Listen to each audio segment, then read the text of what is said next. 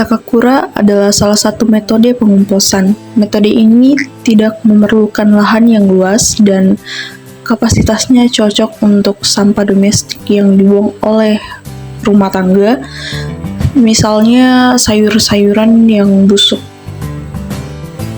Cara pembuatannya yaitu dengan mencacah sampah sayuran menjadi bagian-bagian kecil, kemudian dicampurkan dengan larutan E4 dan juga pupuk, kemudian disimpan dalam keranjang takakura dan didiamkan selama beberapa hari yang telah ditentukan. Pada proses pembuatan pupuk organik cair pada praktikum ini, kami menggunakan air cucian beras.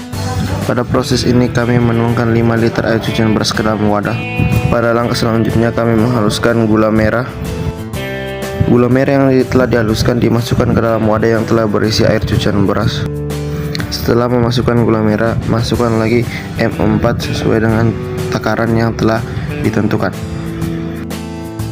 Langkah selanjutnya yaitu memasukkan ragi yang telah dihaluskan ke dalam wadah yang telah berisi air cucian beras.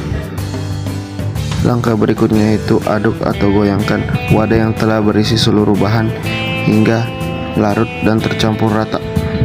Proses ini yaitu proses melubangi tutup wadah dan tutup botol untuk tempat menyimpan selang. Selang tersebut harus berada di atas permukaan air. Dan yang terakhir yaitu tutup hingga rapat penutup wadah dan penutup botol. Dalam pembuatan enzim papain, kita menggunakan buah pepaya dengan menyadap buahnya untuk menghasilkan enzim papain sebanyak 6 mil. Kemudian membagi 3 bagian masing-masing 1 mil, 2 mil, dan 3 mil.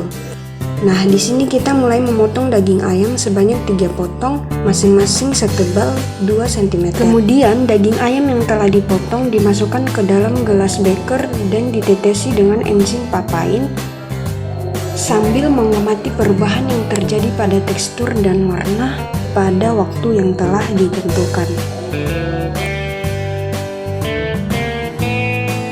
Pada pembuatan enzim bromelin, kita menggunakan buah nanas, dan ini adalah proses pengepasan kulit buah nanas. Kemudian di blender, dan setelah halus, di sini mulai diperas untuk menghasilkan ekstrak nanas. Kemudian proses uji pengaruh suhu.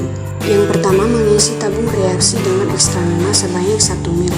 Kemudian mengisi 3 tabung reaksi lainnya dengan air susu sebanyak 1 mil, 2 mil, dan 3 mil. Kemudian dicampur. Dan ini adalah proses pencampuran. Kemudian ini adalah hasil campur dari kedua bahan tersebut. Proses percobaan di suhu ruang, suhu dingin, dan suhu panas selama 5 menit. Kemudian ini adalah proses pengamatan. Di sini kita menggunakan senter